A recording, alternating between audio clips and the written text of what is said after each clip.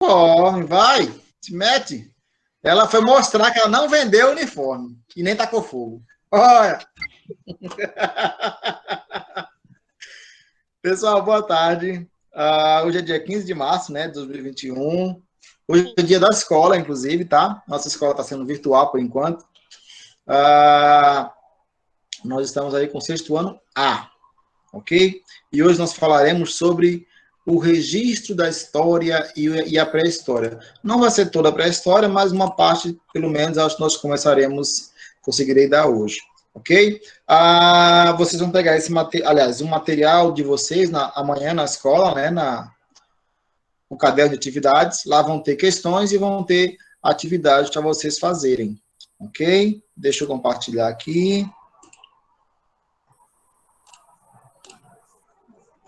Quando aparecer, me digam.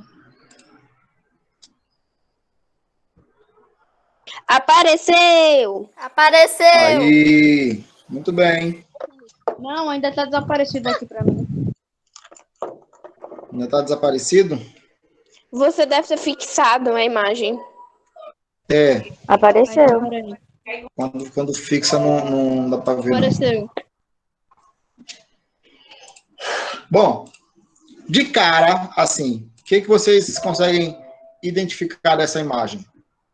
Eu estou identificando aí, né, que eles mataram um animal e agora estão tentando cortar. É um animal grande, pequeno, como é? Grande. Aparenta ser um animal grande. Para mim parece um mamute com um elefante junto. Isso, Antônio, é um mamute mesmo. Nessa época ainda tinha mamute. Nós vamos falar justamente dos primeiros hominídeos, né? Os nossos ancestrais, lá atrás, muito antes de Cristo, bem lá para trás mesmo, ok? Antes disso, vamos lá. Só para recapitular isso aqui, eu lembro que eu falei na semana passada, aí eu coloquei novamente e coloquei mais algumas novas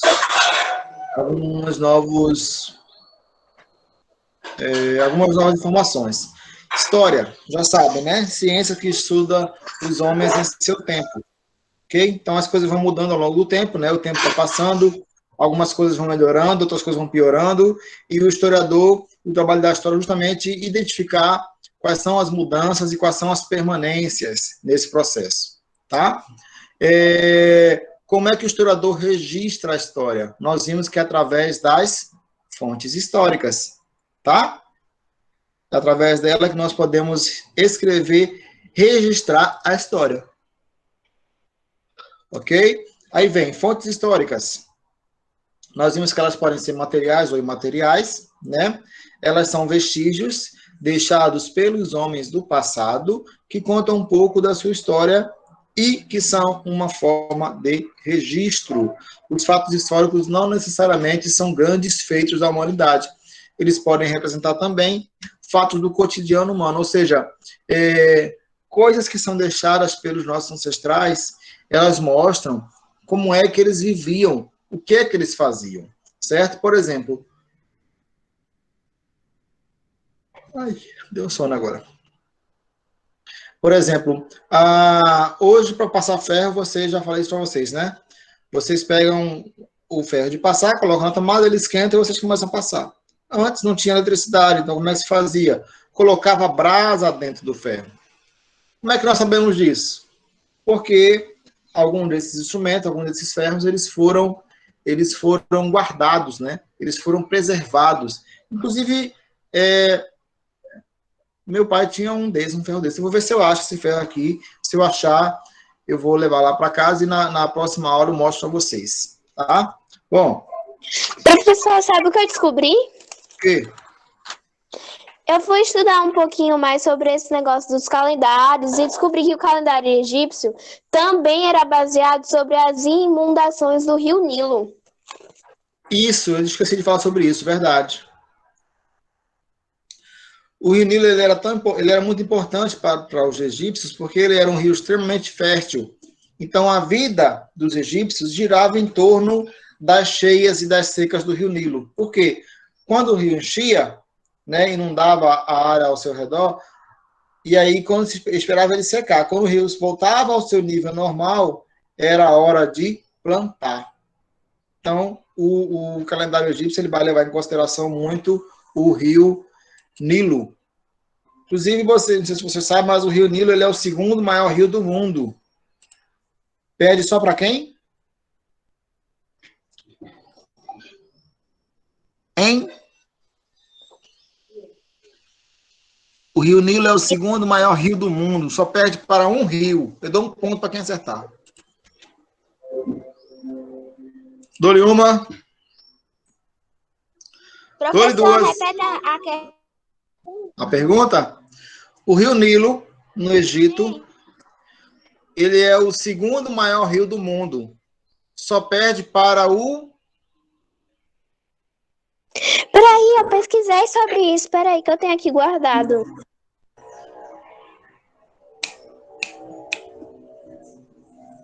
E aí?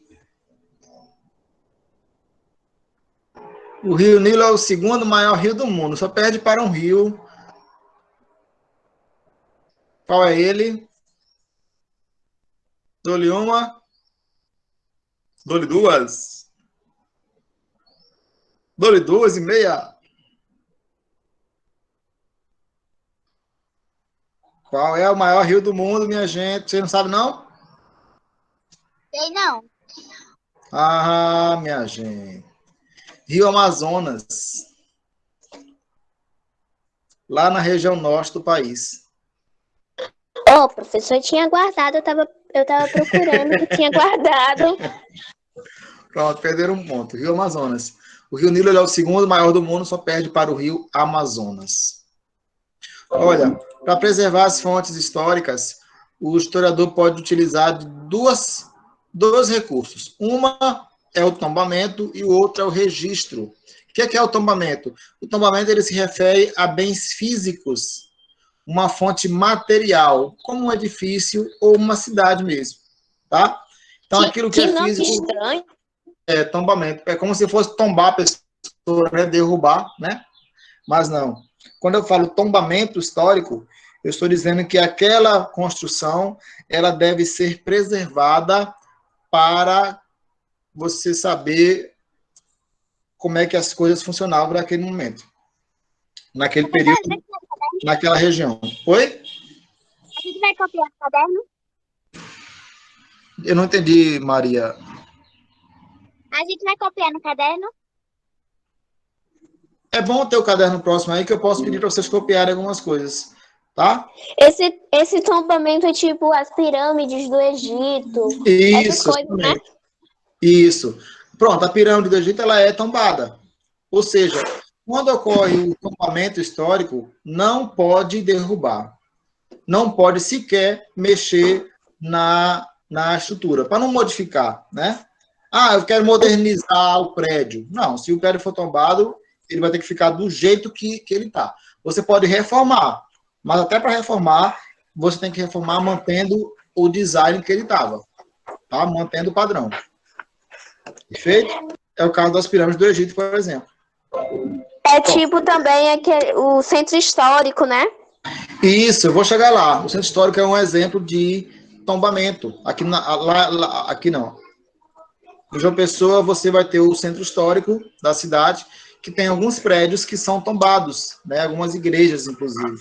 É, igrejas também. Registro. Tombamento é um, né? Que é o físico. Então, quando você tomba, você tem que manter ali a arquitetura, né? Por exemplo. E você tem o registro.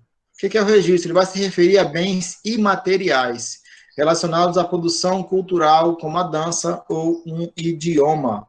Ok? Então, basicamente é isso. Tombamento é para bens físicos e registro é para bens imateriais. Tá? Tanto um quanto o outro são considerados fontes históricas. A Paraíba tem bens tombados? Tem. Ela tem bens tombados em 9 municípios. Veja bem, Areia, Aparecida, Cabedelo, Cruz do Espírito Santo, João Pessoa, Ingá, Lucena, Pilar e Santa Rita. Ou seja, desses 9 municípios, tem aí João Pessoa, Santa Rita, Cabedelo, Eu São acho bem qual, próximos de eu acho, vocês. eu acho Diga, que sei qual é o tombamento de Santa Rita. qual é? É o Forte? O Forte é em Cabedelo, não? Ah, em Cabedelo. Eu já Cabedelo. visitei lá o Forte. É, os Fortes de Santa Catarina, exatamente. É bem bonito lá. Olha, essa cidade aí que vocês estão vendo é a cidade de Areia. Já Ela fui tem lá. um, ela tem em Areia, Aham, já fui. pronto. Areia tem um conjunto histórico, urbanístico e paisagístico que tem mais de 400 imóveis que são tombados, tá? Ou seja, você não pode modificar a sua arquitetura, certo? São edifícios, são casas que foram construídas aí no século XVIII. Então, quando você vai em Areia, você meio que volta no tempo em algumas cidades, né? Em algumas ruas, porque são ruas que têm casas que têm que manter aquele estilo, aquela arquitetura para todo sempre, tá certo? Então, aqui de cima, Areia. Próximo, aqui o Forte de Santa Catarina, que você falou aí, ó, a Fortaleza. Ela foi Isso. construída em 1597, já no finalzinho do século XVI. Quer dizer, ela não foi construída em 1597. A construção dela terminou em 1597, porque nessa época as construções demoravam aí décadas para serem erguidas, né, para serem terminadas. Esse Forte de Santa Catarina, ele fica ali na região de Cabedelo, já no finalzinho de Cabedelo. Você vai, segue na BR-230 até não poder mais, aí você pega a direita, que você vai encontrar lá o Forte de Cabedelo, que é justamente a fortaleza. Para que usar a fortaleza? Era para proteger, né? Isso, proteger contra invasores. Quando eu fui lá uma vez, eu andei demais de carro. Gente, já não tava aguentando mais. É, um pouquinho longe, um pouquinho você anda um pouquinho para poder chegar. Portugal colonizou o Brasil, né? E, claro, depois que Portugal colonizou, alguns países vão tentar invadir o Brasil. Entre eles, França, Holanda, por exemplo. Então, para defender o território, foram construídas algumas fortalezas, tá? Então, tem fortaleza aqui, né, aqui na Paraíba, tem fortaleza no Rio Grande do Norte, na cidade de Natal, tem uma fortaleza lá. Tem fortaleza em Fortaleza, na cidade capital do Ceará, tá? Inclusive o nome Fortaleza da capital do Ceará é em homenagem à Fortaleza que tinha lá, que tem lá, tá? Tem Fortaleza onde mais? Belém, no Pará, em Macapá, capital do Amapá. Tem Fortaleza em Salvador, no Rio. Então tem vários lugares que tem Fortaleza, tá? Por quê? Porque são lugares estratégicos em que você precisava defender o território contra invasores. Perfeito? Tudo bem até aí? Nem tirar uma fotinha de vocês. Deixa eu tirar uma foto, um print da tela aqui, para mostrar que meus coleguinhas estão aqui comigo. Aí, muito bem, gostei.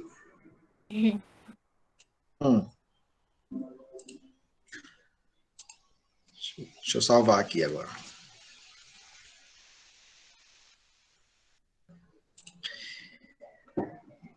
Ô, professor, Oi, o senhor vai seguir o intervalo ou não? que intervalo? Ah, hoje não tem intervalo. Aqui eu olhei aqui, tem intervalo na primeira, antes do senhor começar, né? Isso, exato. Semana passada eu pulei o intervalo. Eu mandei o link de 2h20, né? Foi até 2h30 o intervalo, geralmente. Isso, exato. Outro patrimônio histórico, pessoal, a Pedra do Ingá. Isso é uma pedra enorme, deve ter uns 6, 7 metros, e que tem umas inscrições nela que você até hoje não se sabe exatamente o que quer dizer, tá? A Pedra do Ingá é um dos sítios arqueológicos mais importantes do Brasil. Fica num município que tem esse nome, Ingá. Ok? Aqui na Paraíba também. Eu já até fui no na Ingá? cidade de. Já fui na cidade de Ingá, mas eu não tive. Mas não foi na pedra? Não consegui ir na Rapaz, pedra. Porque mas geralmente Ana, quando a gente vai visitar essas cidades, a gente passa mais por fora, só de vez em quando que a gente entra, quando é alguma coisa muito, muito importante. Mas Sim. essa Pedra de Ingá é um pouco distante da cidade, aí a gente É acabou verdade, você passa a cidade para poder chegar na pedra, não é tão perto, não.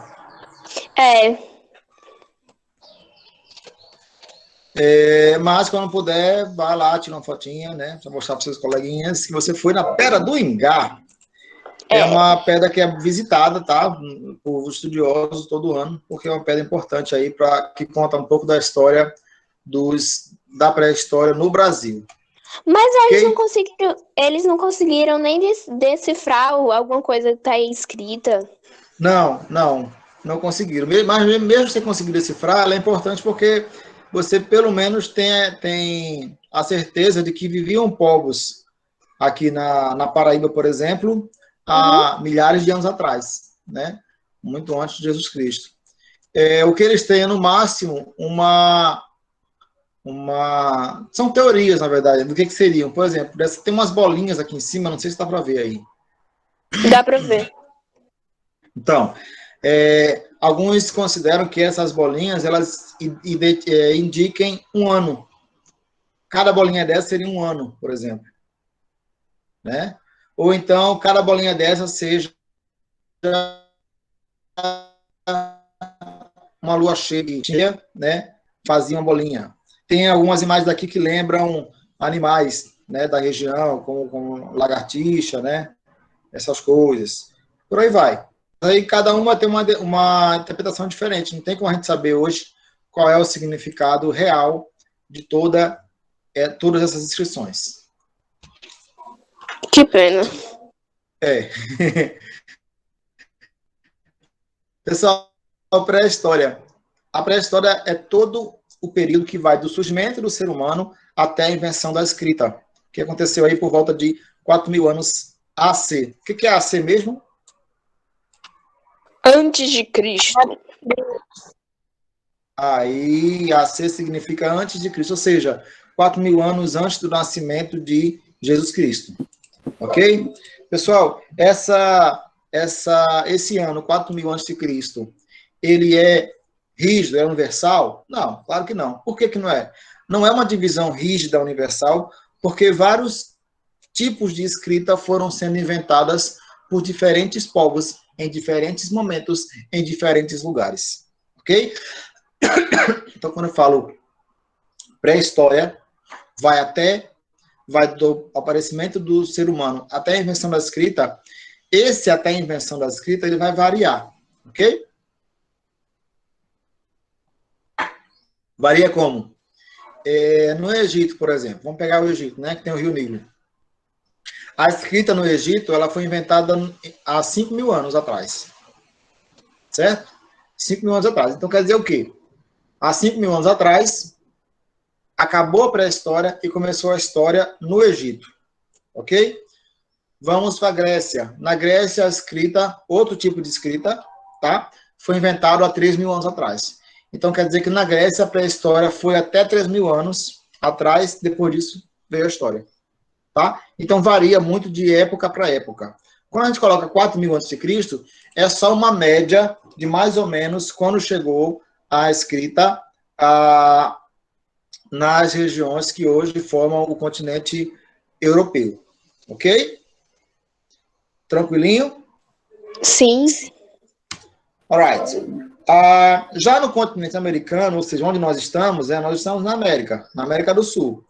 Nesse continente aqui, e na América do Norte também, o fim da pré-história, ele é considerado com a chegada de quem? Dos europeus ao continente. Quando é que foi isso? 1492, finalzinho do século XV, ok?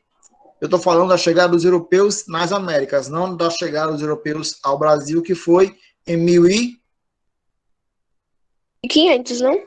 1500, exatamente. Ok? Então, quando os espanhóis chegam nas Américas, em 1492, eles trazem consigo quem? A escrita. Entre outras coisas, trazem a escrita. Ok? Então, nas Américas, convencionou-se dizer que a pré-história foi até 1492.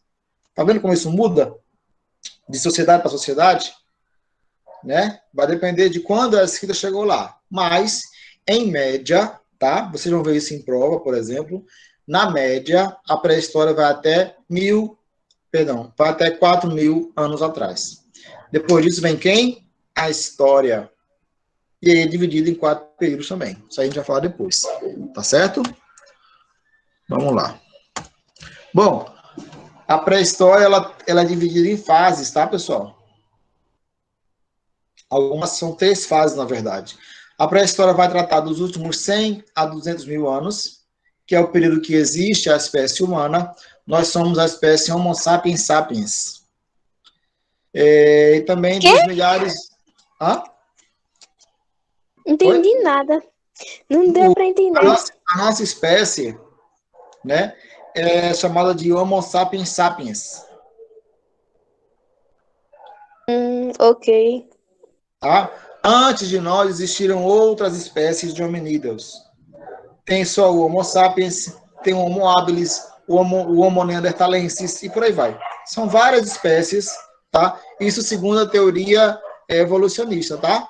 Não é a teoria criacionista, que é que nós vemos nas religiões. Na teoria evolucionista, existiram aí várias espécies de seres humanos e nós fazemos parte da mais evoluída delas, que é o Homo sapiens sapiens. Por que sapiens sapiens? Porque é a espécie que mais desenvolveu o intelecto, mais desenvolveu a inteligência. Nós somos a espécie que tem o cérebro maior entre todos os homínidos. Oi? Para copiar? Não precisa, Eduardo, não precisa. Bom, a pré-história vai estar dividida aí em 3 fases, tá? Paleolítico, Idade da Pedra Lascada. Mesolítico é uma fase intermediária entre o Paleolítico e o Neolítico. E o Neolítico, que é quando surge aí a agricultura, ok? Vamos lá para o Neolítico, para o Paleolítico. Pessoal, Paleolítico, Idade da Pedra Lascada. Por que chama assim? Em referência aos utensílios utilizados pelos seres humanos desse período. Eram feitos de quê? Pedra lascada, osso e madeira, tá? É um período que vai de 3 milhões de anos atrás até 10 mil anos antes de Cristo, tá? 10 mil anos antes de Cristo. Esses povos eram nômades. O que são povos nômades? Quem lembra aí? São aqueles povos que não param num lugar só, né? Exatamente. São aqueles povos que não param num lugar só. Estão o tempo todo se mudando atrás de alimento, tá? Ou seja, eles não praticam agricultura ainda. Viviam em acampamentos provisórios, no interior das cavernas ou a céu aberto. É daí que vem aquilo que nós chamamos de os homens das cavernas. Tá vendo? Quando vocês ouvirem os homens das cavernas, vocês vão dizer, não, eles são homens do período paleolítico. Tá vendo? Mais bonito. Homem da caverna, não. Homem da caverna, não. Período paleolítico. Ok? Ah, Maria, Ok. cadê esse povo, meu Deus? Eu quero ouvir vocês falando paleolítico aí. Fala paleolítico para me ouvir aí. Paleolítico. Paleolítico. Aí, agora sim. Parece um coral. Vou colocar vocês para cantar daqui pro final do ano. Aguardem. Aguardem. Deus que me livre. Olha, viviam em acampamentos provisórios, falei, não domesticavam animais e não praticavam agricultura. Tá achando que vai ter um cachorrinho de estimação no Paleolítico? Tem não, boizinho. Tem não, boizinha. Esse negócio de cachorrinho de estimação, de gatinho, tem isso não. Se chegasse um cachorro perto lá, era para matar e Eu não tenho uma cachorrinha. Hã? Não tenho um cachorrinho, eu tenho uma cachorrona. Ó, a Cauana outro dia mostrou um cachorro aí, não foi? Foi a Cauana que mostrou? Na verdade, Ou foi- é uma cachorra. É uma cachorra, né? Pronto. Acha que no Paleolítico tinha cachorrinho de estimação? Ah, meu filho, se passasse um cachorro dando sopa, era tchau. Virava comida, almoço. Meu nome, Ainda é isso aqui na meu China. nome Meu nome é linguiça defumada. Ainda é essa aqui. Ok, Cavani? Ainda comem cachorro, só que na China. Coitado. Isso, na China. Até o gato, hein? Come na China também, gato. É. Depende muito da cultura, tá? Por exemplo, nós comemos carne de boi, né, no Brasil. Na Índia é proibido. Na Índia o boi é um animal sagrado, então você não pode comer a carne do boi. Tá? Aqui no Brasil já come. Aí na China come carne de cachorro, aqui no Brasil já não come. Quer dizer, já não come não, né? Às vezes, né? Aquele espetinho baratinho, né? Ninguém sabe, né? De onde vem. Meu Deus. Teve uma vez, meu pai sempre conta uma história quando alguém quer comprar alguma coisa na rua.